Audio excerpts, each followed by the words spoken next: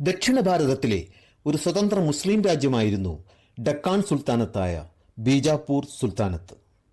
ബീജാപ്പൂർ സുൽത്താനത്തിലെ പരമ്പരാഗത ഭരണാധികാരികളായിരുന്നു ആദിൽ ഷാഹിമാർ. അവർ മുഗളന്മാരായിരുന്നില്ല. ബീജാപ്പൂർ സുൽത്താനത്തും മറാഠ പ്രദേശങ്ങളും നിരന്തര സംഘർഷത്തിലായിരുന്നു. ഛത്രപതി ശിവാജിയാണ് മറാഠയുടെ ഏകീകരണം നടത്തി ബീജാപ്പൂർ സുൽത്താനത്തിലെ പല കോട്ടകളും പിടിച്ചെടുത്ത് മറാഠ സാമ്രാജ്യം സ്ഥാപിച്ചത്. സർവമത സമ്മതി, സ്വരാജ്, മറാഠ സമ്പ്രദായം, ശിവപുരാണ പ്രചോദനം, സനാതന ധർമ്മപാലനം, ഭവാനി ദേവിയുടെ ആരാധന എന്നിവയിലൂന്നിയ ഹിന്ദു രാജ്യമായിരുന്നു മറാഠ സാമ്രാജ്യം. ശിവാജി ജന്മമെടുക്കുമ്പോൾ ശിവനേരിക്കോട്ടയും ചുറ്റുമുള്ള പ്രദേശങ്ങളും ബീജാപ്പൂർ സുൽത്താനത്തിന്റെ അധീനതയിലായിരുന്നു. തികഞ്ഞ ഹിന്ദു വിരുദ്ധതയാലുള്ള സ്ത്രീപീഡനം, കൊള്ള, ക്ഷേത്രങ്ങൾ തകർക്കൽ എന്നിവ ശിവാജി യോദ്ധാവായി ചെറുത്തുനിൽപ്പ് തുടങ്ങും വരെ ബീജാപ്പൂർ സാമ്രാജ്യത്തിലെ നിത്യസംഭവങ്ങളായിരുന്നു. ജീവിതത്തിലുടനീളം അനീതികൾക്കെതിരെ പടവാളേന്തിയ വീര ശിവാജി ബീജാപ്പൂർ സുൽത്താനത്തുമായും മുഗളന്മാരുമായും ഏറ്റുമുട്ടി അവരെയൊക്കെ പരാജയപ്പെടുത്തി സനാതനധർമ്മത്തിലുറച്ച മറാഠ സാമ്രാജ്യം തന്നെ സ്ഥാപിച്ചു. രാഷ്ട്രം കണ്ട ഏറ്റവും മഹാനായ പോരാളി, രാജ്യസ്നേഹി, സനാതനി തുടങ്ങി വിശേഷണങ്ങൾക്കതീതനായ ഛത്രപതി ശിവാജി മഹാരാജാവിന്റെ കാലഘട്ടത്തിൽ സനാതനധർമ്മത്തിനെതിരെ ശബ്ദിക്കുവാനോ അതിനെ നശിപ്പിച്ചു വിജയിക്കുവാനോ ഒരു വൈദേശികരെയും ആ മഹാത്മാവ് അനുവദിച്ചിരുന്നില്ല എന്നതാണ് യാഥാർത്ഥ്യം. ഭാരതത്തിന്റെ സ്വാതന്ത്ര്യത്തിന് തുടക്കം കുറിച്ച മഹായോദ്ധാവായ വീര ശിവാജിയുടെ കാലഘട്ടത്തിനു ശേഷം സുൽത്താൻമാരും മുഗളന്മാരും പിന്നീട് യൂറോപ്യന്മാരും ഭാരതത്തെ കുറെ കാലം കൊള്ളയടിക്കാനിടയായി. എങ്കിലും ആ വീരയോദ്ധാവിന്റെ സ്മരണ മറാഠയിൽ മാത്രമല്ല ഭാരതം മുഴുവൻ അനേകമനേകം രാഷ്ട്രസ്നേഹികൾക്ക് ആവേശം പകർന്നുകൊണ്ടേയിരുന്നു. ശിവാജി കാട്ടിയ തേജസ്സുറ്റ പാതയിലൂടെ അവർ സധീരം സഞ്ചരിച്ചു. ശിവാജിയുടെ മരണത്തിന് ഏകദേശം 2 നൂറ്റാണ്ടുകൾക്ക് ശേഷം ജ്യോതിറാവു ഭൂലെ അദ്ദേഹത്തിന്റെ പൈതൃകം പുനരുജ്ജീവിപ്പിച്ചു. പിന്നീട് ബാലഗംഗാധര തിലകിനെ പോലെയുള്ള ഇന്ത്യൻ ദേശീയവാദികൾ അദ്ദേഹത്തെ മഹത്വപ്പെടുത്തി. ഹിന്ദുത്വ പ്രവർത്തകർ അദ്ദേഹത്തെ മനസ്സിൽ പ്രതിഷ്ഠിച്ചു. ബാലകൃഷ്ണ ഖോഖലെ, ഭഗത് സിംഗ്, നേതാജി, വീര സവർക്കർ അങ്ങനെ പോരാളികളുടെ ഒരു നീണ്ട നിര തന്നെ സൃഷ്ടിക്കപ്പെട്ടു. ഒടുവിൽ ഭാരതം സ്വതന്ത്രമായി. ശിവാജിയുടെ ഓർമ്മകൾ ആത്മാഭിമാനമുള്ള ഭാരതീയരെ ഇന്നും പ്രചോദിപ്പിക്കുന്നു. രാഷ്ട്രത്തിന്റെ അകത്തും പുറത്തുമുള്ള ശത്രുക്കളെ നേരിടുന്നതിന് നമ്മെ ജാഗരൂകരാക്കുന്നു. ധീരപോരാളി ഛത്രപതി ശിവാജിയുടെ വിശാലമായ ജീവിതകഥയിൽ നിന്നും ഏതാനും ഏടുകൾ തിരഞ്ഞെടുത്ത് നൃത്തശില്പത്തിനു യോജ്യമായ രീതിയിൽ ചില സന്ദർഭങ്ങളെ മാറ്റിയെഴുതി മാന്യ പ്രേക്ഷക സമക്ഷം അവതരിപ്പിക്കുന്നു. ഛത്രപതി. രാജ്യസ്നേഹത്തിനെ പ്രോജ്വലിപ്പിക്കുന്ന ഛത്രപതി ശിവാജി മഹാരാജാവിന്റെ ജീവിതകഥ ചുരുങ്ങിയ സമയത്തിനുള്ളിൽ അവതരിപ്പിക്കുവാൻ അവസരം നൽകിയ മാനവസേവാ മാധവസേവാ കൂട്ടായ്മയോട് കൃത അക്കാദമിയുടെയും മീര ശ്രീരാജിന്റെയും നന്ദിയും കടപ്പാടും രേഖപ്പെടുത്തിക്കൊണ്ട് ഈ നൃത്തശില്പത്തിനു പിന്നിൽ പ്രവർത്തിച്ചവരെ പരിചയപ്പെടുത്തിക്കൊള്ളട്ടെ.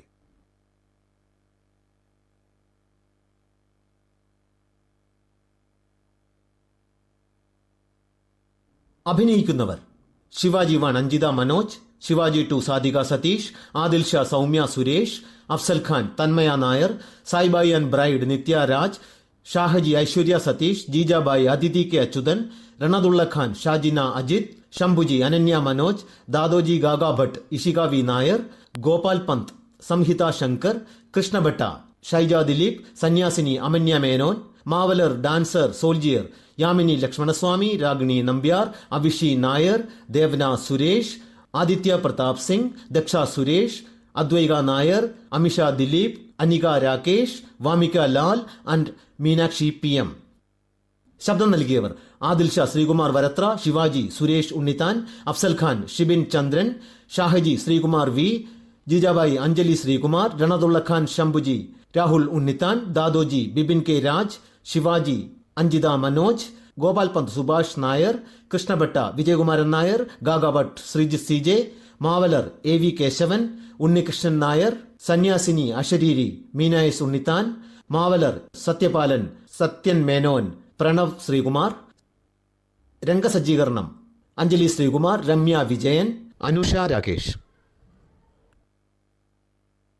സാങ്കേതിക സഹായികൾ: ശ്രീകുമാർ വരത്ര, ജയചന്ദ്രൻ മേനോൻ, രാഹുൽ ഉണ്ണിത്താൻ, വിനായക് ബാബു NS. സന്നദ്ധ സേവകർ: അക്ഷിത് കൃഷ്ണൻ, സനൽ നായർ, ഗണേഷ് കൃഷ്ണ, അഖിൽ S കുമാർ, അശ്വിൻ A കേശവ്. തിരക്കഥ സംഭാഷണം: സുരേഷ് ഉണ്ണിത്താൻ. നൃത്തസംയോജനം സംവിധാനം മീര ശ്രീരാജ്. സനാതന വിശ്വാസികൾക്ക് ബീജാപ്പൂർ സുൽത്താന്റെ ആക്രമണങ്ങളാൽ സമാധാനമായി ജീവിക്കുവാൻ കഴിയാതിരുന്ന ബീജാപ്പൂരിന്റെ ഭാഗമായ ശിവാജിയുടെ ജന്മസ്ഥലമായ ശിവനേരിയിൽ നിന്നും നൃത്തശില്പം ആരംഭിക്കുന്നു.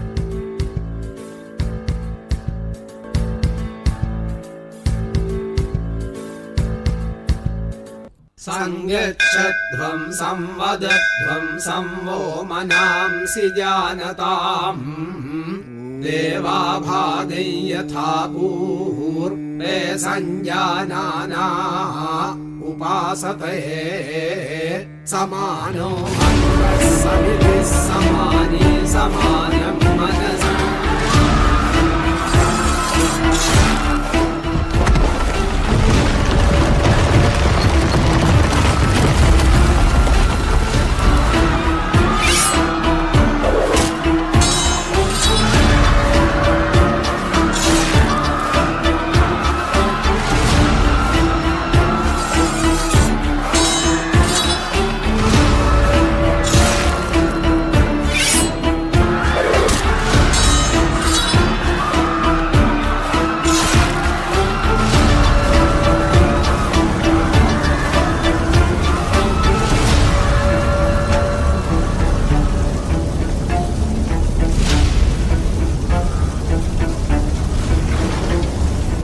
സൃഷ്ടികർത്താവായ ബ്രഹ്മദേവ, സർവചരാചരങ്ങളുടെയും ആശ്രിതനായ വിഷ്ണു ഭഗവാനെ, അധർമ്മികളുടെ സംഹാര പുരുഷനായ കൈലാസനാഥ, നിങ്ങളിൽ ആരും ഇതൊന്നും കാണുന്നില്ലേ?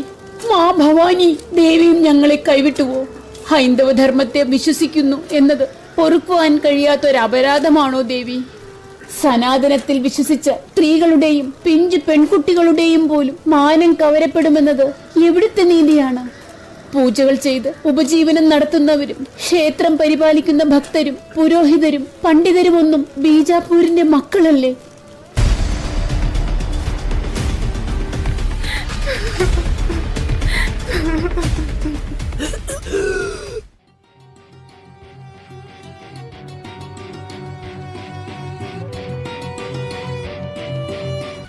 സേനാനായകൻ രണദുള്ള ഖാൻ സ്ത്രീകളെ ബഹുമാനിക്കുകയും വിഗ്രഹാരാധനയിൽ വിശ്വസിക്കുകയും ചെയ്യുന്നവരാണ് ഈ രാജ്യത്തെ ജനങ്ങൾ.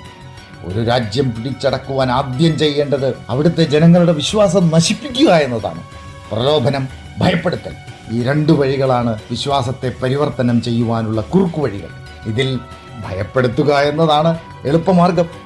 സ്ത്രീകളെ ആക്രമിച്ച് കീഴ്പ്പെടുത്തുന്നതിനും ബലാത്കാരം ചെയ്യുന്നതിനും ജനങ്ങളുടെ ആരാധനാ കേന്ദ്രമായ ക്ഷേത്രങ്ങൾ തകർത്തു തരിപ്പണമാക്കുന്നതിനുമൊക്കെ സേനാനായകൻ രണദുള്ള ഖാനും സൈന്യവും ഗംഭീര തുടക്കമിട്ടു. അഭിനന്ദനങ്ങൾ. അവർക്ക് ക്ഷേത്രങ്ങൾ പുനഃസ്ഥാപിക്കുവാൻ കഴിഞ്ഞേക്കാം. പക്ഷേ ബലാത്കാരത്തിന് വിധേയയായൊരു സ്ത്രീയുടെ മാനം ആർക്കും പുനഃസ്ഥാപിക്കുവാൻ കഴിയുകയില്ല. ആക്രമണ വിധേയയായ അവളുടെ കുടുംബം ഒന്നാകെ നീറി മാനസികമായി തകരും. ഈ മുൽക്കൊന്നാകെ ഭയപ്പാടിലാകും. അതാണ് നമുക്ക് വേണ്ടത്. അവിടുത്തെ ഉത്തരവ് പോലെ സുൽത്താൻ. ബീജാപ്പൂർ സാമ്രാജ്യത്തിൽ സുൽത്താന്റെ വാക്കുകൾക്ക് അടിയൻ എതിർവാക്കില്ലാതാക്കും. അങ്ങൊന്ന് ആജ്ഞാപിച്ചാൽ ഈ ഭഗവാന്മാരെ പൂജിച്ച് നടക്കുന്നവർക്കെതിരെ ബീജാപ്പൂർ സേനാനായകൻ പ്രത്യേക ചുങ്കമേർപ്പെടുത്തും. എതിർത്ത് ശബ്ദിക്കുന്നവന്റെ തലയരിഞ്ഞ് ഗ്രാമത്തിന്റെ മധ്യത്തിലുള്ള മലശിഖരങ്ങളിൽ കാറ്റിന് കളിക്കാൻ പറ്റിയ ഭാഗത്തിൽ കെട്ടി തൂക്കിയിടും ഞാൻ.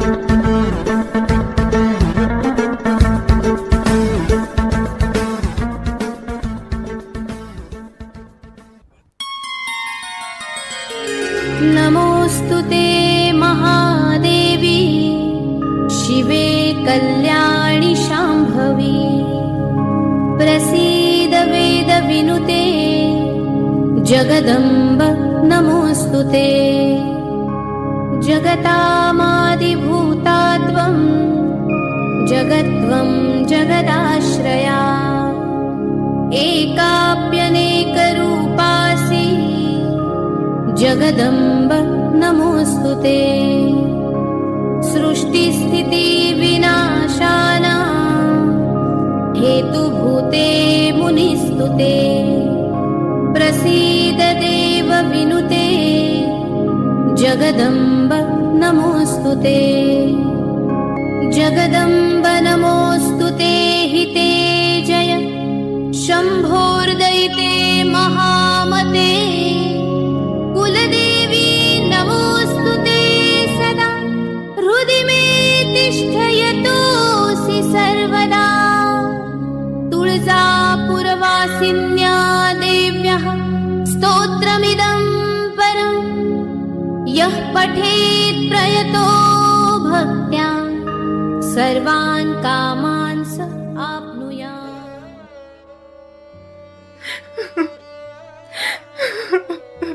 അമ്മേ, ഈ മണ്ണ് വിതുമ്പുകയാണ്. അക്രമം മാത്രം കൈമുതലാക്കിയ കടന്നുകയറ്റക്കാരായ സൈനികരുടെ ക്രൂരതയാൽ ജനങ്ങൾ ആകെ ഭയപ്പെട്ടിരിക്കുന്നു. ആ അധമരുടെ കാലൊച്ചകൾ പ്രജകളുടെ കാതിനെ പ്രകമ്പനം കൊള്ളിക്കുന്നു. പിഞ്ചു പെൺകുരുന്നുകൾ പോലും ഭയചകിതരായി ഹൃദയ നൊമ്പരത്തോടെ ഓടി ഒളിക്കുന്നു. ക്ഷേത്രങ്ങളും മൂർത്തികളും തച്ചുടയ്ക്കപ്പെടുന്നു. ക്ഷേത്രാങ്കണം ഭക്തരുടെ മൃതശരീരങ്ങളാൽ ശവപ്പറമ്പ് കണക്കെ മാറ്റപ്പെട്ടിരിക്കുന്നു. നെയ്യും പാലും കൊണ്ട് നിത്യേന അഭിഷേകം നടത്തിയിരുന്ന പരിപാവനമായ മൂർത്തികൾക്ക് പുരോഹിതരുടെ രക്തത്താൽ അഭിഷേകങ്ങൾ നടക്കുന്നു. ഈ ദുഷ്ടന്മാരുടെ വാളുച്ചകൾ കൊണ്ട് രാജ്യം ഭൂകമ്പ സമാനമായിരിക്കുന്നു. അമ്മേ ഭവാനി, ഇതിനൊരു അവസാനം ഉണ്ടാകില്ലേ? നീതിയും ധർമ്മവും ഒക്കെ പാറക്കെട്ടുകൾ കണക്കെ ചലനമറ്റിരിക്കുകയാണോ മാതാവേ? അവിടുന്ന് മാത്രമാണ് ഇനി ആശ്രയം. രക്ഷിക്കണം അമ്മേ, രക്ഷിക്കണം.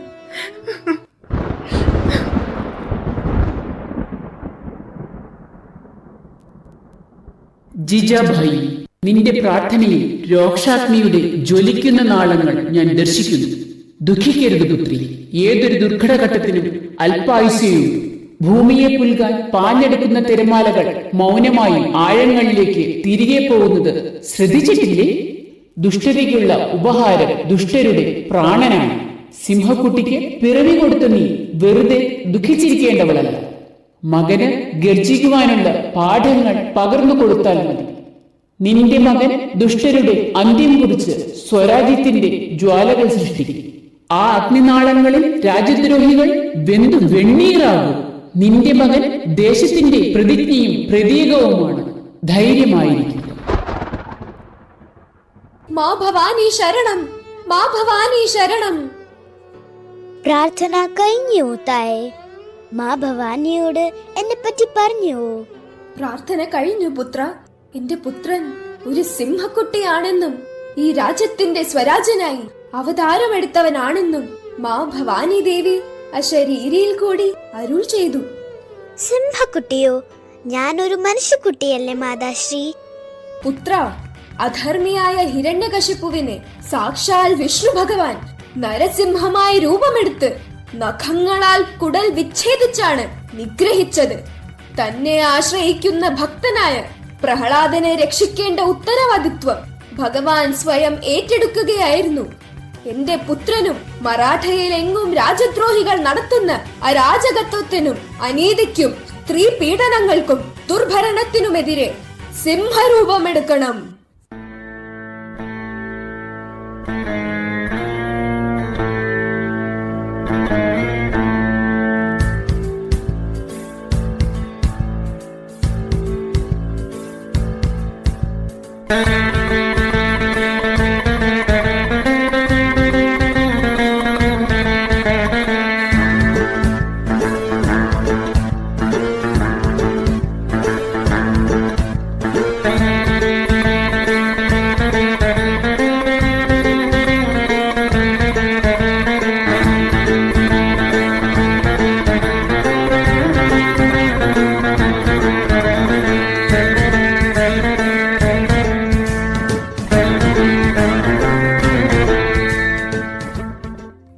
ഗുരു ദാദോജി കോണ്ട്ദേവു, ഗുരു ശംഭു മഹാദേവു, രണ്ടുപേർക്കും എന്റെ പ്രണാമം.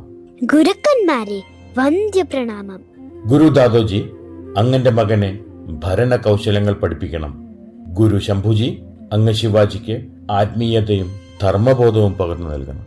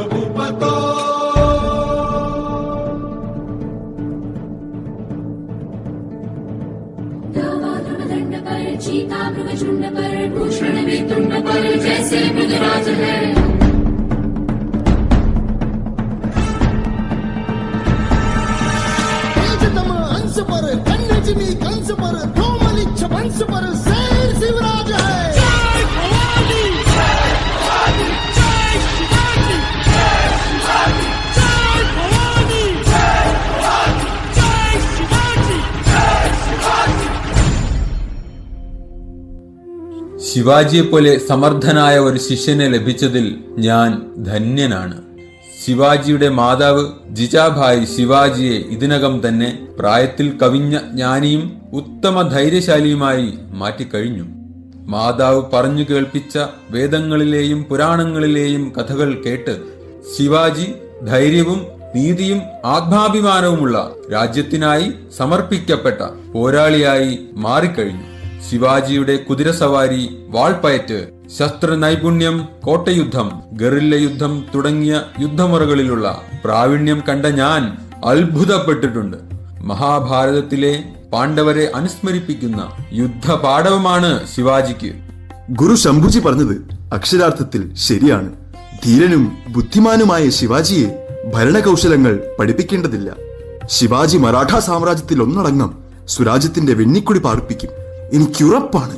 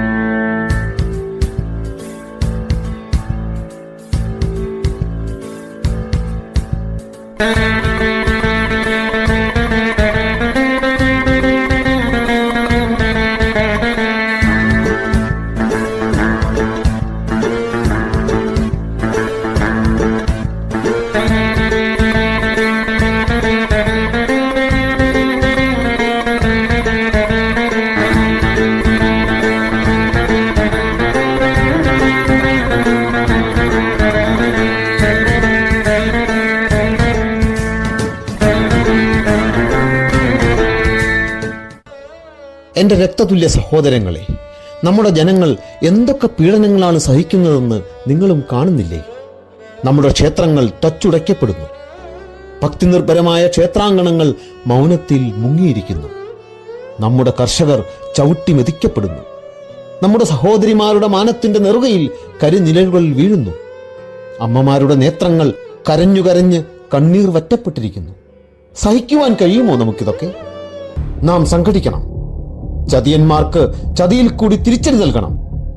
എണ്ണത്തിൽ കൂടുതലുണ്ടെന്ന അഹങ്കാരത്താൽ ഈ പാപങ്ങളൊക്കെ ചെയ്തു കൂട്ടുന്ന അധമരെ ഗൊറില്ല യുദ്ധരീതിയിൽ ഒളിഞ്ഞിരുന്ന് ആക്രമിക്കണം.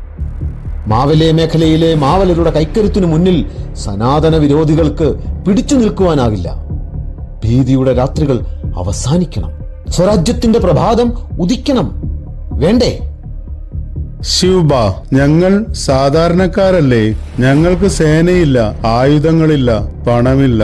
ഞങ്ങൾക്കെങ്ങനെ സുൽത്താനോടും സുൽത്താന്റെ സേനയോടും പടപൊരുതി പിടിച്ചു നിൽക്കാനാകും? സേനകളെ നിർമ്മിക്കുന്നത് സ്വർണം കൊണ്ടും പണം കൊണ്ടുമല്ല, ധൈര്യമാണ് മികവുറ്റ സേനകളെ ഉരുത്തെടുക്കുന്നത്. ധൈര്യം മാവലർക്ക് ജന്മസിദ്ധമാണ്. ഏതൊരു സുൽത്താന്റെയും വീര്യത്തെക്കാൾ 10 മടങ്ങാണ് നിങ്ങളിൽ ഓരോരുത്തരുടെയും ധീരത.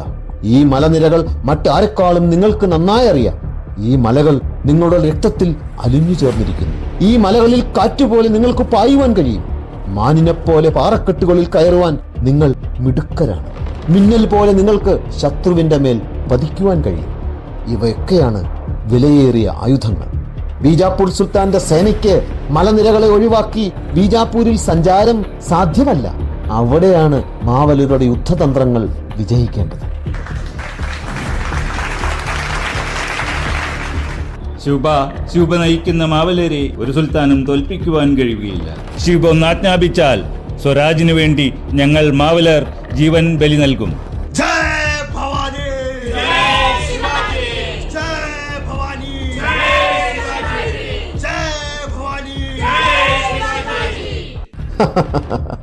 ഞാൻ നിങ്ങളുടെ ജീവൻ ചോദിക്കുന്നില്ല. അത് നഷ്ടപ്പെടുത്താതെയുള്ള പോരാട്ടമാണ് വേണ്ടത്. എനിക്ക് വേണ്ടത് ഈ ഭൂമിയോടുള്ള നിങ്ങളുടെ സ്നേഹവും കൂറുമാണ്. നമ്മുടെ ജനതയോടുള്ള പ്രതിബദ്ധതയാണ്. അധർമ്മത്തെ ഹിംസിക്കുവാൻ പ്രതിജ്ഞയെടുത്ത മാവലരുടെ ധർമ്മനിഷ്ഠയും പോരാട്ടവീര്യവുമാണ്. അതാണ് എനിക്ക് വേണ്ടത്. മാവലർ സ്വരാജ്യത്തിന്റെ ജാഗരണക്കാരാകണം. മഹാരാജ്, ഞങ്ങൾ അങ്ങയോടൊപ്പം പൊരുതാൻ തയ്യാറാണ്. ശിവബ, ഈ മണ്ണ് ഗർജിക്കും. സിംഹക്കൂട്ടത്തിന്റെ പെട്ടുപോയ മാനെ പോലെയാകും സുൽത്താന്റെയും പടയാളികളുടെയും അവസ്ഥ. എല്ലാവരും മുട്ടുകുത്തി നിങ്ങളുടെ കൈകൾ ഈ പുണ്യഭൂമിയിൽ സ്പർശിച്ചു വെച്ച് ഞാൻ പറയുന്ന പ്രതിജ്ഞ ഏറ്റുചൊല്ലൂ. ഈ പുണ്യഭൂമി എന്റെ മാതാവാണ്. മാതാവിന്റെ സംരക്ഷണം എന്റെ ചുമതലയാണ്. ഞാൻ ഈ പുണ്യനാടിനെ മരണം വരെയും സംരക്ഷിക്കും. ഈ പുണ്യഭൂമി എന്റെ മാതാവാണ്. മാതാവിന്റെ സംരക്ഷണം എന്റെ ചുമതലയാണ്. ഞാൻ ഈ പുണ്യനാടിനെ മരണം വരെയും സംരക്ഷിക്കും.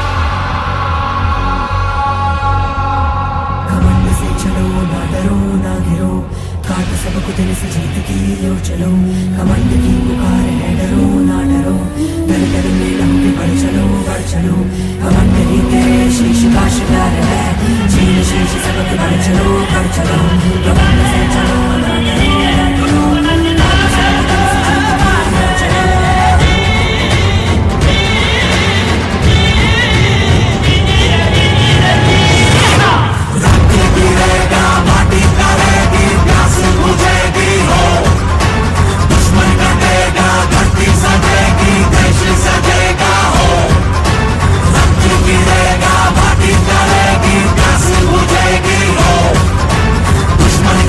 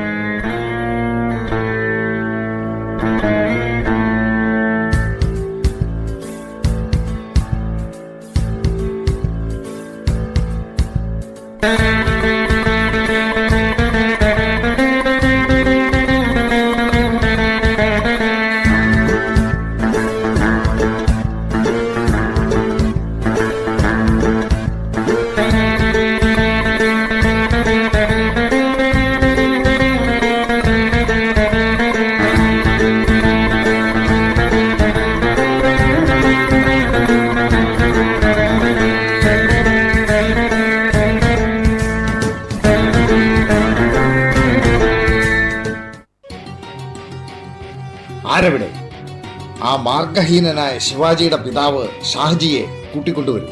ഉത്തരവ് പോലെ. ഓഹോ, വന്നല്ലോ ബീജാപൂരിന്റെ സൈന്യാധിപൻ ഷാഹജി ഭോസ്ലെ. സ്വന്തം മകനെ രാജ്യ താൽപര്യപ്രകാരം നിലയ്ക്ക് നിർത്തുവാൻ കഴിയാത്ത സൈന്യാധിപന് സ്വന്തം സൈന്യത്തെ നേർവഴിക്ക് നയിക്കാൻ കഴിയുമോ സേനാധിപതിയെ? സൈന്യാധിപതി ഷാഹജി, നിങ്ങൾ ബീജാപൂരിന്റെ സൈന്യാധിപൻ മാത്രമല്ല, തെക്കൻ ബീജാപൂരിന്റെ സർവ്വ ഭരണാധികാരവും വഹിക്കുന്ന ജാഗീർദാർ കൂടിയാണ്. പോരാത്തതിന് ആ വഴിപിഴച്ച സന്തതി ശിവാജിയുടെ അർദ്ധ സഹോദരൻ സംഭാജി ഭോസ്ലെ, ഷാഹജിക്ക് തുക്കാബായിയിൽ പിറന്ന മറ്റൊരു തലതെറിച്ചവൻ, അവൻ ബീജാപൂർ സേനയിൽ നുഴഞ്ഞു കയറി ശമ്പളവും ആനുകൂല്യങ്ങളും പറ്റിയിട്ട് സഹോദരൻ ശിവാജിക്ക് എല്ലാ ഒത്താശകളും ചെയ്തു കൊടുക്കുന്നത് നാം അറിയുന്നില്ലെന്ന് കരുതിയോ പിതാമഹനെ? പ്രഭു, എനിക്കൊന്നും മനസ്സിലാകുന്നില്ല. അങ്ങ് നാളിതുവരെ ഇത്തരത്തിൽ എന്നോട് പ്രകോപിതനായി സംസാരിച്ചിട്ടില്ല. അവിടുത്തെ ഓരോ പുകഴ്ത്തലുകളിലും അപമാനത്തിന്റെയും ഇകഴ്ത്തലുകളുടെയും ശബ്ദം അടിയൻ തിരിച്ചറിയുന്നു. ആത്മാഭിമാന വ്യഥയാൽ ഉള്ളം തകരുകയാണ്. അങ്ങിത്ര പ്രകോപിതനാകുവാൻ എന്താണ് കാരണം പ്രഭു? അഭിനയിക്കുന്നുവോ ദുഷ്ടാത്മാക്കളുടെ പിതാവേ? ഒന്നും അറിഞ്ഞില്ലല്ലേ? കേവലം 15 വയസ്സുള്ള നിങ്ങളുടെ മകൻ ശിവാജി ബീജാപൂർ സാമ്രാജ്യത്തിന്റെ ഭാഗങ്ങളായ ടോർണ, പുരന്തർ തുടങ്ങിയ കോട്ടകൾ പിടിച്ചെടുത്ത് സ്വതന്ത്ര ഭരണം പ്രഖ്യാപിച്ചത് ഇനിയും അറിഞ്ഞില്ലല്ലേ? അഭിനയവും നാടകവും ഒക്കെ കൊള്ളാമല്ലോ. സ്വന്തം രാജ്യത്തിലെ കോട്ടകൾ പിടിച്ചടക്കിയതറിയാത്ത പാവം സൈന്യാധിപൻ. അതോ ഒക്കെയും അവിടുത്തെ ഒത്താശയോടെ മകൻ നടത്തിയ സ്വരാജ്യവൽക്കരണമാണോ? ആരവിടെ? പടയാളി സംഭാജിയെ മുഖം കാണിക്കുവാൻ പറയും. ഉത്തരവ് പോലെ. ബീജാപൂർ സേനാനായകൻ അഫ്സൽ ഖാൻ ഒറ്റുകാരനായ ഈ പടയാളി സംഭാജിയെ സ്വന്തം അച്ഛൻ ഷാഹജിയുടെ മുന്നിലിട്ട് നിഷ്ഠൂരമായി വധിക്കുവാൻ നാം ഉത്തരവിടുന്നു. അങ്ങനെയെങ്കിലും ഈ അച്ഛന് പശ്ചാത്താപം തോന്നട്ടെ. ഉത്തരവ് പോലെ.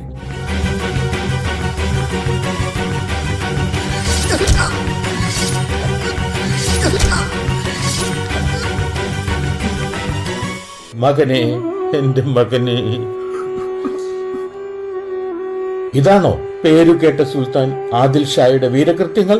നിരായുധനായ ഒരുവനെ സ്വന്തം അച്ഛന്റെ മുമ്പിൽ കുരുതി കൊടുക്കുന്നതാണോ സുൽത്താന്റെ വീരധർമ്മം?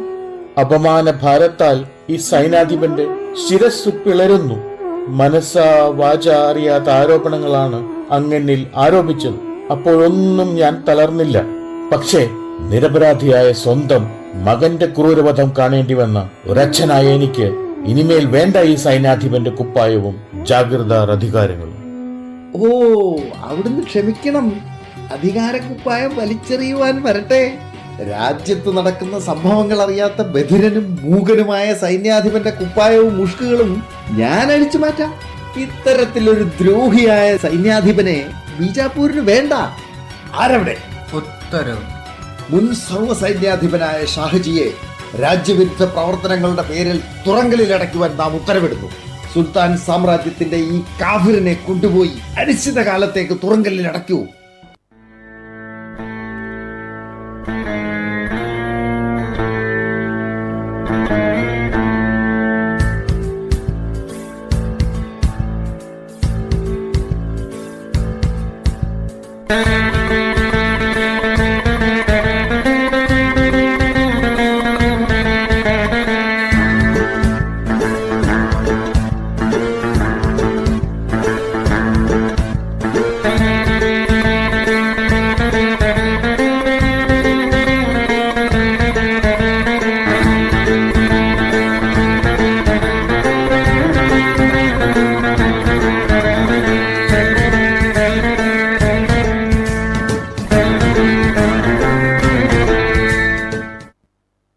പ്രഭു, അവിടത്തേക്ക് ഒട്ടും സഹിക്കാൻ കഴിയാത്ത സംഭവങ്ങളാണ് അടിയൻ ഉണർത്തുവാൻ പോകുന്നത്.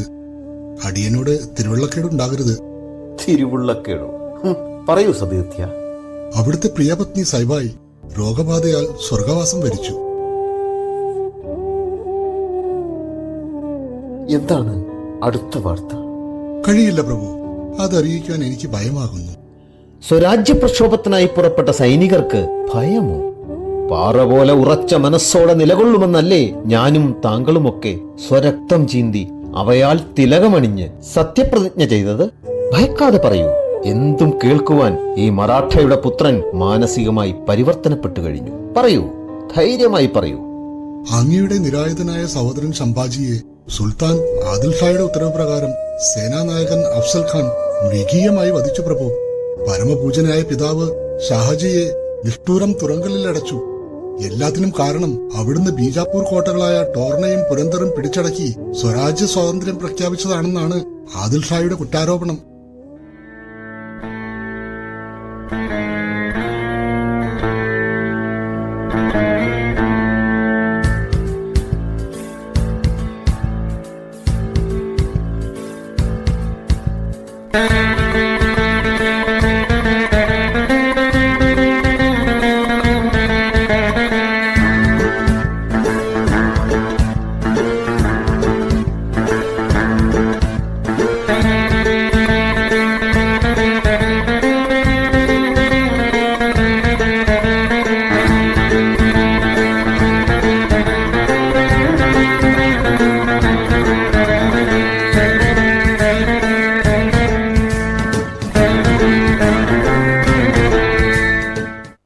ആരിത്?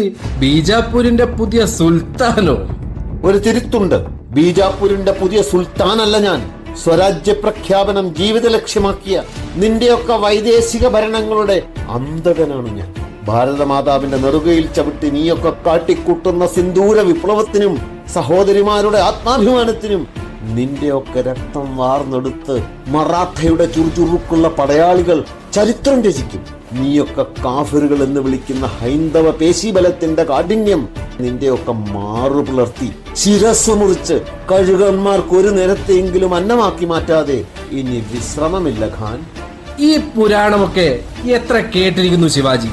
ഭവാനി ഭക്തനായ ശിവാജിക്ക് സ്വന്തം അച്ഛന്റെ കാരാഗ്രഹമോചനത്തിൽ തെല്ലും ആശങ്കയില്ലല്ലേ? കിടന്ന് പുഴുത്ത് ചാകട്ടെ അച്ഛൻ.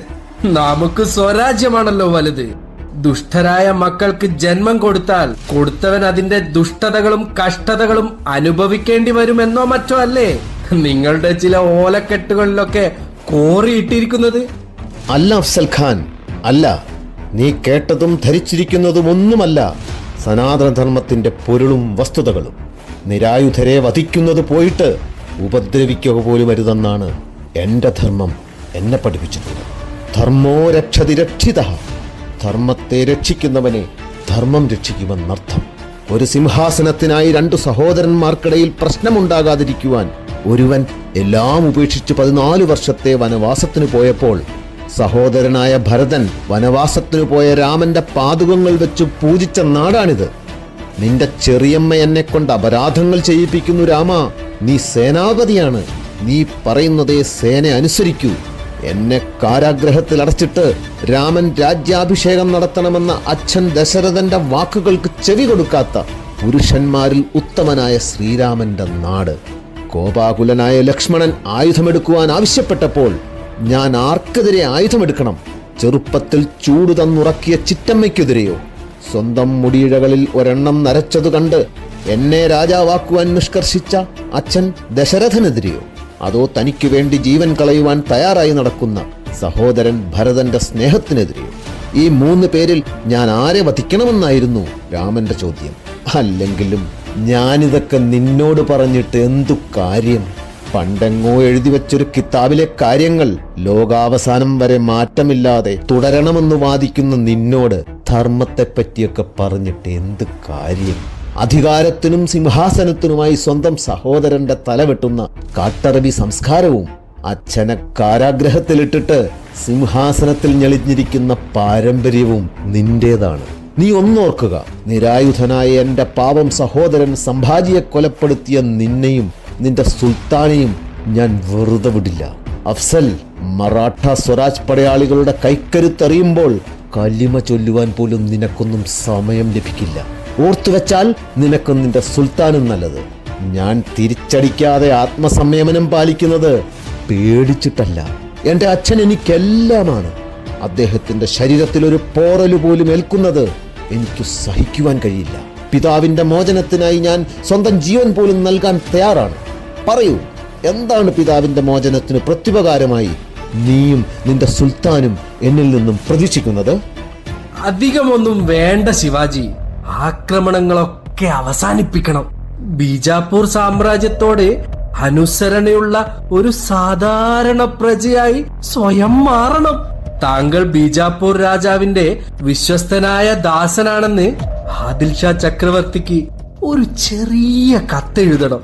പിതാവിനെ വിട്ടുകിട്ടുവാനായി സനാതന പോരാളിക്ക് ഈ മാറ്റങ്ങളൊന്നും വലിയ കാര്യമൊന്നുമല്ലല്ലോ. പിതാവിന്റെ മോചനത്തിനായി എന്റെ മുന്നിൽ വേറെ വഴികളില്ലാതില്ല അഫ്സൽ ഖാൻ. താങ്കൾക്ക് മറാഠ പോരാളികളുടെ ബുദ്ധിയെയും ശക്തിയെയും പറ്റി തുലവും അറിവില്ല. ആദിൽ ഷാ സുൽത്താന്റെ മന്ത്രിപരിവാരങ്ങളായ മുസ്തഫ ഖാൻ, മുല്ല മുഹമ്മദ് തുടങ്ങി പടയാളികളിൽ ഭൂരിപക്ഷവും ഞാനൊന്ന് ഞൊടിച്ചാൽ എന്റെ വിരൽത്തുമ്പിന്റെ ചലനങ്ങൾക്കനുസൃതമായി നൃത്തമാടും. സുൽത്താന് ഭക്ഷണം പാകം ചെയ്യുന്നവർ പോലും എന്റെ ചൊൽപ്പടിയിലാണെന്ന് മറക്കരുത് ഖാൻ. മാതാവ് പറഞ്ഞു തന്ന ചാണക്യന്റെ വചനങ്ങൾ കേട്ട് വളർന്നവനാണ് ഞാൻ. പല ജന്മം ജനിച്ചാലും മറാഠകളെ മനസ്സിലാക്കുവാനോ തോൽപ്പിക്കുവാനോ വൈദേശികർക്ക് കഴിയില്ല ഖാൻ, ഒരിക്കലും കഴിയില്ല. നിർത്തൂ താങ്കളുടെ വാചാടോപം. തീരുമാനം പറയൂ. പിതാവിന്റെ മോചനത്തിനായി ഞാൻ മുന്നോട്ട് വെച്ച ഉപാധികൾക്ക് താങ്കൾ തയ്യാറാണോ? സുൽത്താൻ ആദിൽ ഷായോട് പറഞ്ഞുകൊള്ളൂ, ബീജാപ്പൂർ സമാധാനത്തിന്റെ പാതയിലേക്കാണെന്ന്. പക്ഷേ എന്റെ പിതാവിന്റെ ശരീരത്തിൽ ഒരില പോലും വീണാൽ അത് സർവനാശത്തിലേക്കായിരിക്കുമെന്നും പറഞ്ഞേക്കണം. ഞാൻ കരുതിയതുപോലെ അല്ല ശിവാജി. അതിബുദ്ധിമാനാണ്. പോരും പോർവിളികളും സ്വരാജുമൊക്കെ സ്വന്തം പിതാവിന്റെ ജീവനേക്കാൾ മഹത്തരമല്ലെന്ന് ബുദ്ധിയുള്ളവർക്ക് മനസ്സിലാവൂ. ഞാൻ അങ്ങയുടെ തീരുമാനം സുൽത്താനെ അറിയിച്ച് അങ്ങയുടെ പിതാവിന്റെ മോചനത്തിനായി വേണ്ട ഏർപ്പാടുകൾ ചെയ്യാം.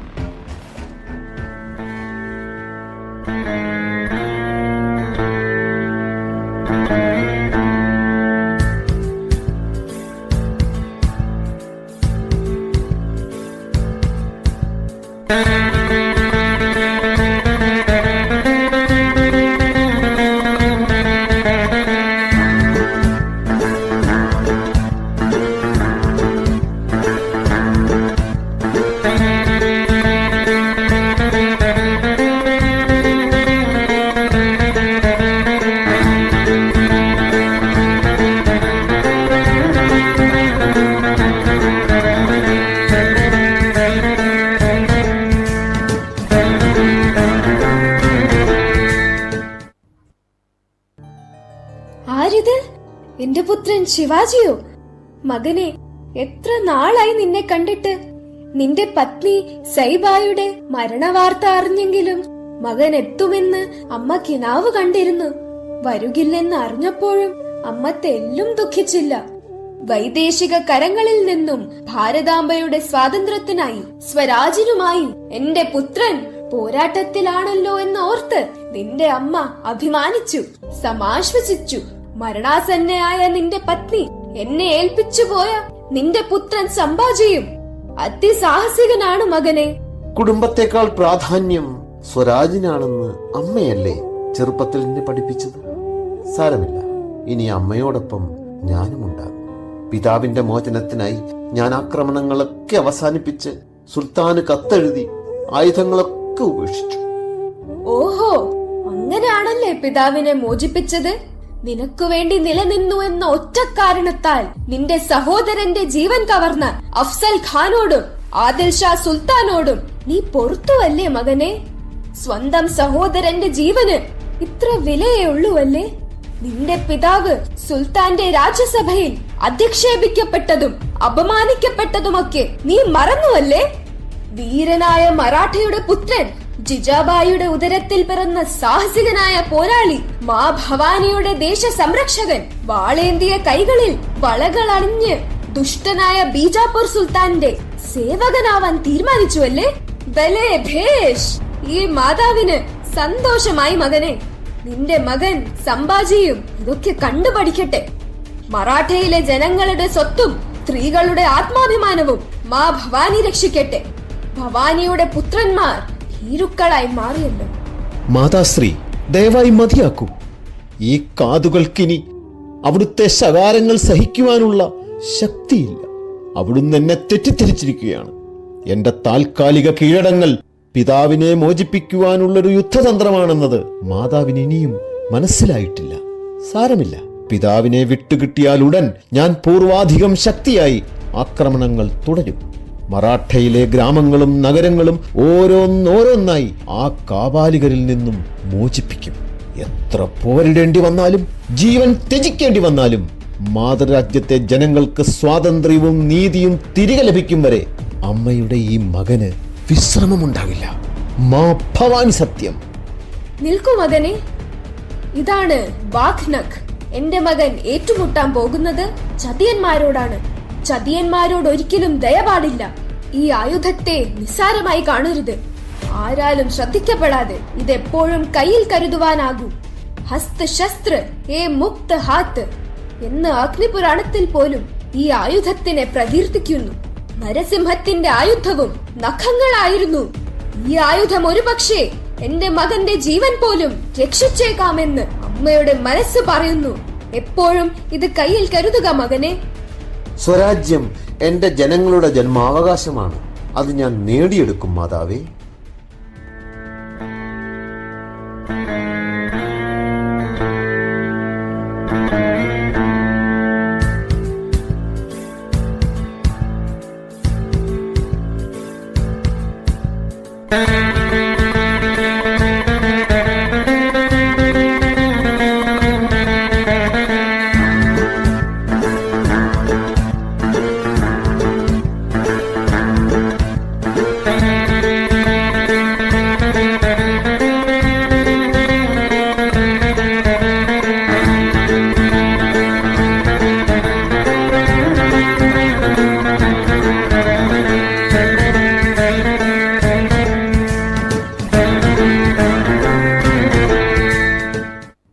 ബീജാപ്പൂർ ചതിക്കപ്പെട്ടിരിക്കുന്നു. അച്ഛനെ വിട്ടുകിട്ടുവാനുള്ള ശിവാജിയുടെ അടവായിരുന്നു സമാധാന വാഗ്ദാനം. ടോർണ, പുരന്ദർ, രാജ്ഗഡ് തുടങ്ങി മിക്ക കോട്ടകളും ശിവാജിയും കൂട്ടരും പിടിച്ചെടുത്തിരിക്കുന്നു. ശിവാജിയെ ഇങ്ങനെ വിട്ടാൽ ബീജാപ്പൂർ സാമ്രാജ്യം തന്നെ നഷ്ടമാകും. അഫ്സൽ ഖാൻ, ശിവാജിയെ ജീവനോടെയോ വധിച്ചോ ബീജാപ്പൂരിൽ കൊണ്ടുവരുവാൻ നാം ഉത്തരവിടുന്നു. ഉത്തരവ് പോലെ മഹാരാജ്. കുതിരയുടെ പുറത്തു നിന്നും ഇറങ്ങാതെ തന്നെ എനിക്കവനെ പിടിച്ചുകെട്ടി അവിടുത്തെ മുന്നിൽ കൊണ്ടുവരാൻ കഴിയും. പക്ഷേ സുൽത്താനോടുള്ള വാക്കുകൾ ലംഘിച്ചവന് മരണമാണ് ശിക്ഷ. ആചാര്യ ജ്യോതിഷി കൃഷ്ണഭട്ട, ഹിന്ദുവായ താങ്കൾ സമാധാന ദൂതുമായി ശിവാജിയുടെ പ്രതാപ് കോട്ടയിൽ പോയി കാണണം. താങ്കളാകുമ്പോൾ ശിവാജിക്ക് വിശ്വാസത കൂടും. സമാധാന ഉടമ്പടിക്കായി അഫ്സൽ ഖാൻ നിരായുധനായി ശിവാജിയുമായുള്ള കൂടിക്കാഴ്ച ആഗ്രഹിക്കുന്നു. പ്രതാപ് കോട്ടയുടെ താഴ്വാരത്തുള്ള വനത്തിൽ വെച്ചാകാം കൂടിക്കാഴ്ച. ശിവാജിയും നിരായുധനായിരിക്കണം. കൂടിക്കാഴ്ചയിൽ ഇരുപക്ഷത്തു നിന്നും വിരലിലെണ്ണാവുന്ന തുല്യ പടയാളികൾ മാത്രമേ ഉണ്ടാകാവൂ. സേനകൾ നിശ്ചിത ദൂരത്തിൽ മാത്രമേ നിൽക്കാവൂ. സേനകളുടെ ദൂരപരിധിയും പടയാളികളുടെ എണ്ണവും ശിവാജിക്ക് തീരുമാനിക്കാം. തുടങ്ങിയ നിബന്ധനകൾ ദൂതിലുണ്ട്. ആജ്ഞ പോലെ സേനാനായകൻ, ഞാനിതാ പുറപ്പെടുന്നു.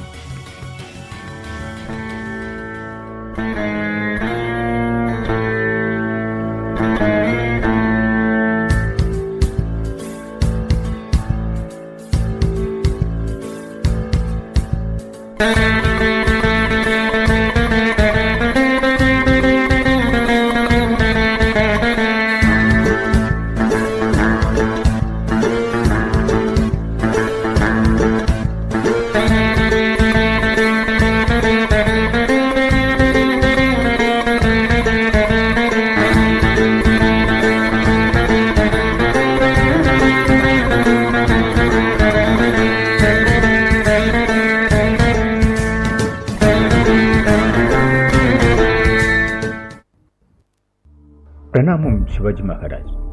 ഞാൻ ബീജാപ്പൂർ സുൽത്താൻ ആദിൽ ഷായുടെ സേനാനായകൻ അഫ്സൽ ഖാന്റെ ആചാര്യനും ജ്യോതിഷിയും ദൂതനുമായ കൃഷ്ണഭട്ട്. ഇതാണ് അഫ്സൽ ഖാൻ അങ്ങേക്ക് കൈമാറുവാൻ അയച്ച ദൂത്.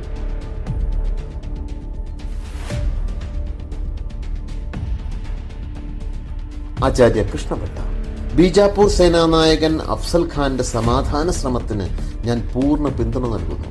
അഫ്സൽ ഖാന്റെ ദൂതിലുള്ള എല്ലാ നിബന്ധനകളും എനിക്ക് സമ്മതമാണെന്ന് ഖാനെ അറിയിക്കുക. എഴുതി തയ്യാറാക്കിയ സമ്മതപത്രം മന്ത്രി ഗോപാൽ പന്ത് ബീജാപ്പൂരിലെത്തി അഫ്സൽ ഖാന് കൈമാറുമെന്നും അറിയിച്ചുകൊള്ളുക. പ്രണാമം മഹാരാജ്. അങ്ങേക്കിതിൽ യാതൊരു ചതിയും കാണാൻ കഴിയുന്നില്ലേ മഹാരാജ്? പിന്നില്ലേ. പക്ഷേ ചതിയാണെങ്കിലും എതിരാളിയുടെ ഏതൊരു ക്ഷണവും നിരസിക്കുന്നത് ഒരു പോരാളിക്ക് ചേർന്നതാണോ മന്ത്രി? സ്വരാജ്യത്തിനായി ജീവൻ പണയം വെച്ചവന് ഭയം പാടില്ലല്ലോ. ജന്മം തന്ന മാതാവിന്റെയും പൂജിക്കുന്ന മാ ഭവാനിയുടെയും അനുഗ്രഹമുണ്ടെങ്കിൽ ബീജാപൂരിന്റെ തന്ത്രങ്ങൾക്കൊന്നും മറാഠയുടെ ശക്തിയെയും ബുദ്ധിയെയും മറികടക്കാനാവില്ല ഗോപാൽജി. ഗോപാൽജി, താങ്കൾ 2 വ്യവസ്ഥകൾ ചെയ്യണം. ഒന്നാമതായി, എനിക്ക് വസ്ത്രത്തിനുള്ളിൽ ഒളിച്ചു ധരിക്കുവാനായി ഒരു ഇരുമ്പ് പടച്ചട്ട ഏർപ്പാടാക്കണം. രണ്ടാമതായി, നമ്മുടെ സേനയെ യുദ്ധസന്നദ്ധരായി നിർത്തണം. അഫ്സൽ ഖാനുമായുള്ള കൂടിക്കാഴ്ചയ്ക്കു ശേഷം ഞാൻ പീരങ്കിയിൽ വെടിയുതിർക്കും. പീരങ്കി ശബ്ദം കേൾക്കുമ്പോൾ സേന ആദിൽ ഷാ സുൽത്താനേറ്റിന്റെ സേനയുമായി ഏറ്റുമുട്ടണം. ഞാൻ നിങ്ങളോടൊപ്പം ചേർന്നുകൊള്ളാം.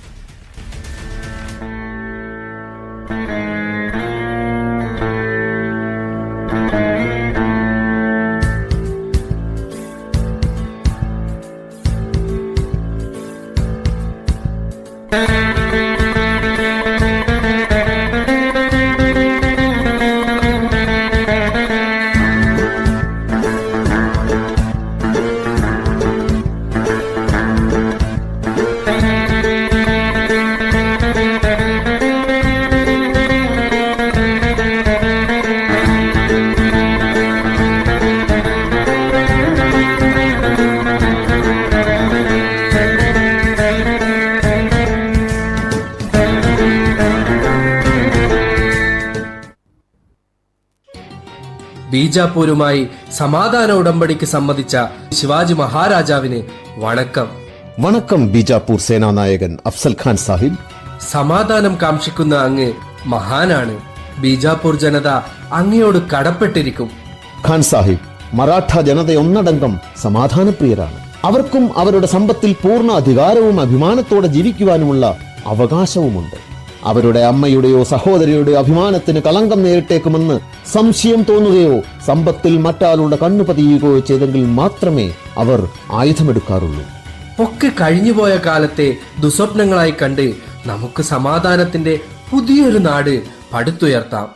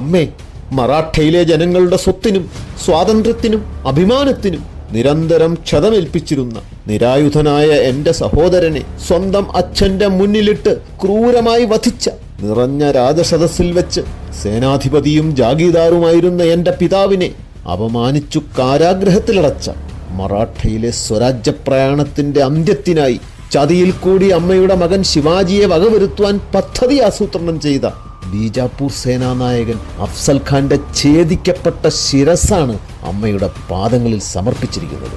എല്ലാ ചതികൾക്കും അതേ നാണയത്തിൽ ഞാൻ പകരം വെട്ടി.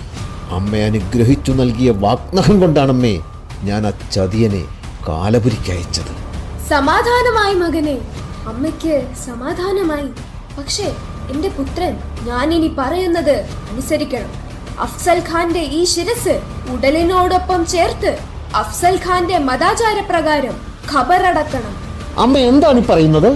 സനാതനധർമ്മം, അതിലെ മഹത്തായ മൂല്യം. പ്രാണൻ വെടിഞ്ഞ ഒരു മൃതദേഹം ശത്രുവിന്റേതായാലും അതിനെ അധിക്ഷേപിക്കുകയോ അവഹേളിക്കുകയോ ചെയ്യാതെ ബഹുമാനത്തോടെ സംസ്കരിക്കണമെന്നാണ് നമ്മുടെ ധർമ്മം നമ്മെ പഠിപ്പിച്ചിട്ടുള്ളത്. മരണാം താനി വൈരാണി എന്നല്ലേ രാവണനെ വധിച്ച ശേഷം ശ്രീരാമനും പറഞ്ഞത്?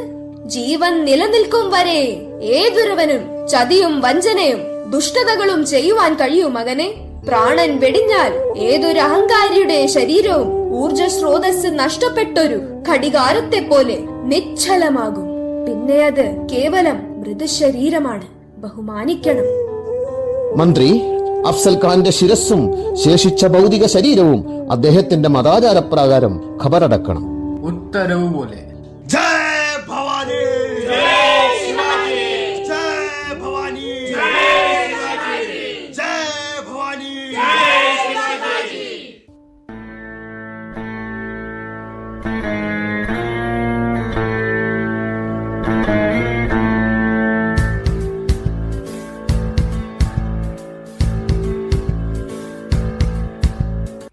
അഫ്സൽ ഖാന്റെ വധത്തിനുശേഷം നടന്ന പ്രതാപ്ഗഡ് യുദ്ധത്തിൽ ശിവാജിയുടെ സൈന്യം ബീജാപ്പൂർ സുൽത്താനറ്റിന്റെ സൈന്യത്തെ നിർണായകമായി പരാജയപ്പെടുത്തി. ബീജാപ്പൂർ സൈന്യത്തിലെ അനേകം സൈനികരെ വകവരുത്തിയതുകൂടാതെ ഉയർന്ന റാങ്കിലുള്ള ഒട്ടേറെ സൈനിക മേധാവികളെയും അഫ്സൽ ഖാന്റെ 2 ആൺമക്കളെയും ശിവാജി തടവുകാരാക്കി. തുടർന്നും ശിവാജി സ്വരാജിനായി നിരന്തരം യുദ്ധങ്ങളിലേർപ്പെട്ടു. വർഷങ്ങൾ നീണ്ട പോരാട്ടങ്ങൾ, ധർമ്മസംരക്ഷണത്തിന്റെ അനേകം വർഷങ്ങൾ. എണ്ണിയാലൊടുങ്ങാത്ത യുദ്ധങ്ങളിൽ വിജയശ്രീലാളിതനായ വീരശിവാജിയെ മറാഠാദേശം 1674 ജൂൺ 6-ാം തീയതി റായ്ഗഡ് കോട്ടയിൽ നടന്നൊരാഡംബര ചടങ്ങിൽ ഛത്രപതിയായി കിരീടധാരണം നടത്തി. ശിവാജി മഹാരാജാവിന്റെ ഛത്രപതി കിരീടധാരണ രംഗമായ അടുത്ത ഒരു രംഗത്തോടുകൂടി ഈ നൃത്തശില്പം പരിപൂർണമാകുകയാണ്.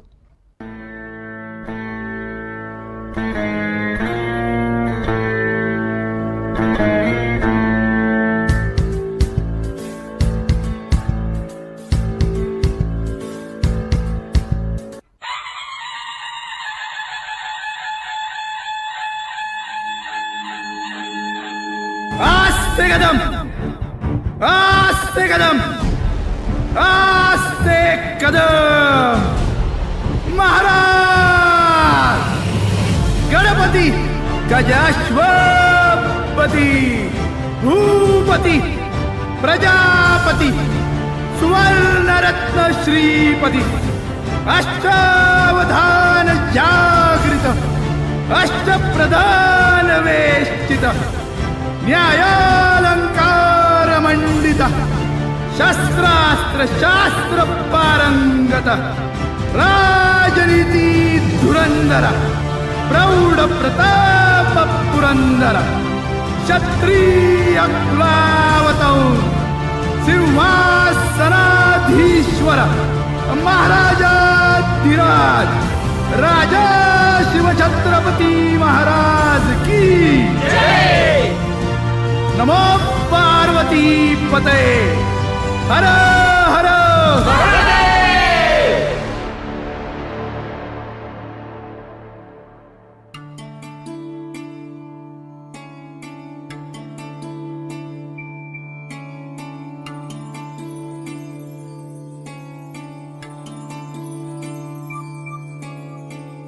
സരി ഗ സരി പ മ ഗ രെ നി രെ ഗ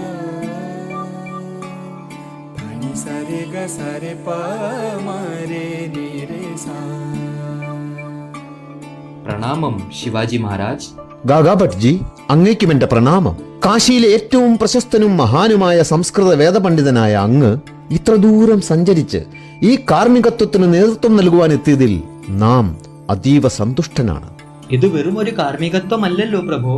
രാജകീയ കുടയുടെ കീഴിൽ വിരാജമാനായ പരമാധികാര സാമ്രാജ്യാധിപന് നൽകുന്ന വിശേഷ പദവിയായ അവിടുത്തെ ഛത്രപതി കിരീടധാരണം നടത്തുവാൻ എനിക്ക് അവസരം ലഭിച്ചത് എന്റെ ഭാഗ്യമാണ് മഹാരാജ്.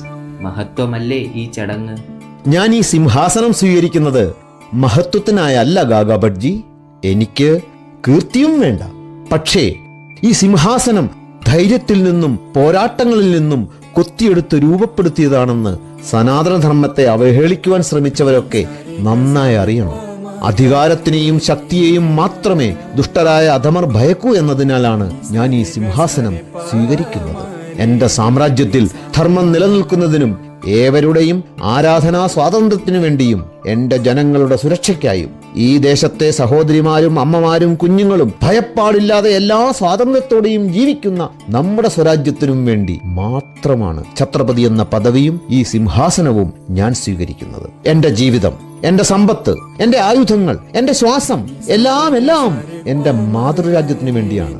അതിലുപരി എനിക്കൊന്നുമില്ല, ഒന്നും. മാ ഭവാനി കി ജയ്. സ്വരാജ്യത്തിന്റെ സിംഹം ഛത്രപതി ശിവാജി മഹാരാജ് നീണാൾ വാഴട്ടെ.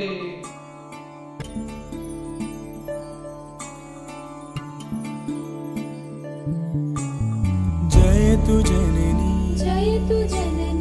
ജന്മഭൂമി പുണ്യഭുവനം ഭാരതം.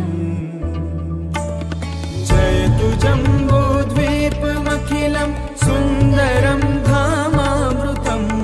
ജയതു ജംബൂദ്വീപമഖിലം സുന്ദരം ധാമാമൃതം. പുണ്യഭുവനം ഭാരതം. പുണ്യഭുവനം ഭാരതം. സരിഗപ സരിഗപനി ഗപനി സ. സരിഗപ സരിഗപനി ഗപനി സ.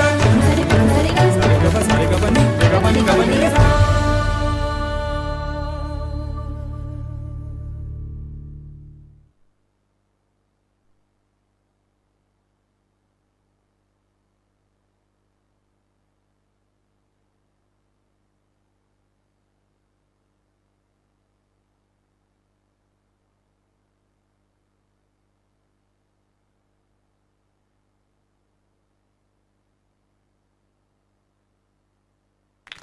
സ്വാമി ശരണം. ഇങ്ങനെയൊരു അവസരം കൃത അക്കാദമിക്കും മീരയ്ക്കും എനിക്കുമൊക്കെ നൽകിയ മാനവസേവ മാധവസേവ കൂട്ടായ്മയ്ക്ക് ഹൃദയത്തിൻ്റെ ഭാഷയിൽ ആദ്യം തന്നെ നന്ദി രേഖപ്പെടുത്തട്ടെ. തുടർന്നും ഇത്തരം ഉദ്യമങ്ങൾ തുടരാൻ ഈ പ്രസ്ഥാനത്തിന് ഈശ്വരൻ സ്വാമി അയ്യപ്പൻ ശക്തി പകരട്ടെ. തീർച്ചയായും ഒരു കഥ എഴുതുമ്പോൾ അതിൻ്റെ പിന്നിൽ നമ്മൾ കഥാപാത്രങ്ങൾ അല്ലെങ്കിൽ അതെങ്ങനെ അവതരിപ്പിക്കുന്നു എന്ന് നമ്മുടെ മനസ്സിലുണ്ടാവും.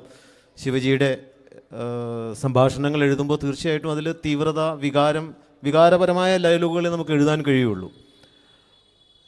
മറ്റുള്ള മതസ്ഥരെ ആക്രമിക്കുക അല്ലെങ്കിൽ അവരെ അധിക്ഷേപിക്കുക ഇതൊന്നും എൻ്റെ മനസ്സിലിത് എഴുതുമ്പോഴുണ്ടായിരുന്നില്ല. പക്ഷേ ഇത്രയും കൊടിയ നീതികൾ നേരിടുന്ന ശിവാജിയുടെ മറാഠ സാമ്രാജ്യത്തിൽ ഇത്രയും പാതകങ്ങൾ ചെയ്തു കൂട്ടുന്ന ഇതര മതസ്കരെ രണ്ട് വർത്തമാനമെങ്കിലും പറയാതെ തിരക്കഥ എഴുതാൻ കഴിയില്ലാത്തതുകൊണ്ട് മാത്രമാണ് അധിക്ഷേപിക്കുക എൻ്റെ മനസ്സിലുണ്ടായിരുന്ന കാര്യമല്ല എന്ന് ഞാൻ ആദ്യം തന്നെ പറയട്ടെ.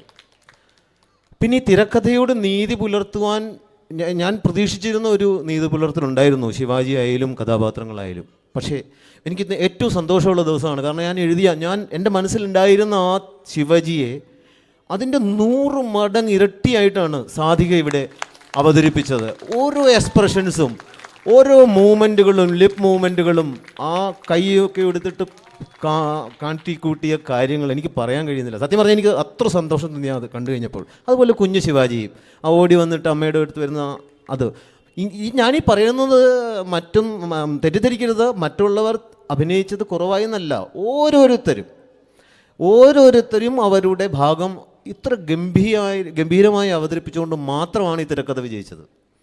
അല്ലെങ്കിൽ ഇത്ര ഷോർട്ട് ടൈമിൽ എനിക്ക് ആർക്കും ശിവാജിയുടെ കഥ അവതരിപ്പിക്കാൻ പറ്റില്ല. ഇതൊന്നുമല്ല. ഇത് കഴിഞ്ഞിട്ട് മുഗളന്മാരുമായിട്ടുള്ള യുദ്ധം, ഔറംഗസീബുമായിട്ടുള്ള പ്രശ്നങ്ങൾ, അറസ്റ്റ്, ആഗ്രയിൽ വന്നത്, പഴക്കുടയിലിരുന്ന് രക്ഷപ്പെട്ടത്, അങ്ങനെ പോവാം. നമുക്ക് പോയി ഒരുപാട് കഥ പറയാനുണ്ട്. പക്ഷേ ഒരു ഇടയ്ക്ക് വെച്ചിട്ട് നല്ലൊരു സന്ദർഭത്തിൽ അവിടെ നിർത്തുക, രാജാഭിഷേകം നടത്തുക. അത് സമയം ചുരുങ്ങിയതുകൊണ്ട് മാത്രമാണ് അങ്ങനെ ചെയ്തത്. പക്ഷേ ഈ കലാകാരന്മാർക്കാണ് ഇന്നത്തെ ക്രെഡിറ്റ്, വേറെ ആർക്കുമില്ല. തീർച്ചയായിട്ടും ഈ നിൽക്കുന്ന ഇവരാണ് ഇതിൻ്റെ പിന്നിൽ. മീരയുടെ പ്രയത്നമുണ്ട് ഇല്ലെന്ന് ഞാൻ കുറച്ച് കാണുന്നില്ല. പക്ഷേ ഇവർ മീരയുടെ പ്രയത്നങ്ങൾക്കൊത്ത് ലക്ഷ്യപ്രാപ്തിയിലെത്താൻ കൂടെ നിന്നു. വലിയൊരു കൈയടി ഇവർക്ക് നൽകുന്നു. സന്തോഷം. സ്വാമി ശരണം.